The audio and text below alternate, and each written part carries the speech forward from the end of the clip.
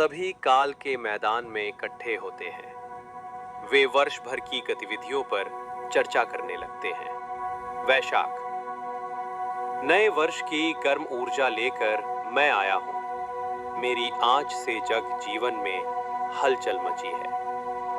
ज्येष्ठ। तुम जोश से भरे हो वैशाख, पर स्मरण रखना, मेरी तपन में ही जीवन को परखा जाता है। आषाढ़। और फिर मेरी बूंदें धरा का श्रृंगार बनती हैं। मैं सावन के गीतों का पहला स्वर हूं। श्रावण। मुस्कुराते हुए, मैं प्रकृति की पूजा का महीना हूं। मंदिरों की घंटियां मेघों की छाया हूं। कार्तिक और आश्विन आपस में संवाद कर रहे हैं। आश्विन।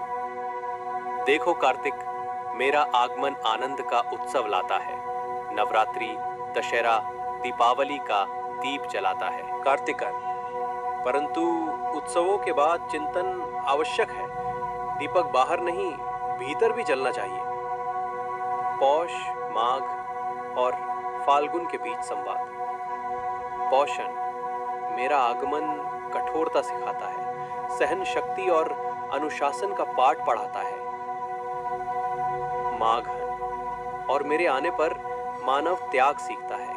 मेले, स्नान, पूजा में वैराग्य देखता है। फाल्गुन है।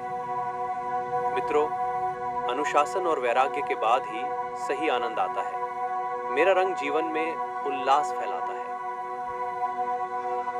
सभी पात्र चैत्र के आने पर उत्सुकता से उसकी ओर देखते हैं। चैत्र। मैं अंत नहीं शुरुआत हूं, नव सृजन की प्रथम आवाज हूं। वर्ष चक्र के घूमते ही मैं पुनः जीवन में उम्मीद जगाता हूं। सभी पात्र एक वृत्त बनाकर खड़े होते हैं। मार्गशीर्ष गंभीर होकर। हम में से प्रत्येक का अपना अर्थ है। 12 रंग हैं, फिर भी हम एक हैं। श्रावण। जीवन और ऋतु का चक्र निरंतर चलता है। हम 12 मास मिलकर जीवन बनाते हैं। सभी पात्र मिलकर हम समय के हिस्से हैं, जीवन के प्रतीक। सुख दुख प्रेम वैराग्य से पूर्ण हमारा गीत। सृष्टि के क्रम में हम चलते जाते हैं। हम मास हैं, जीवन के रंग बिखराते हैं।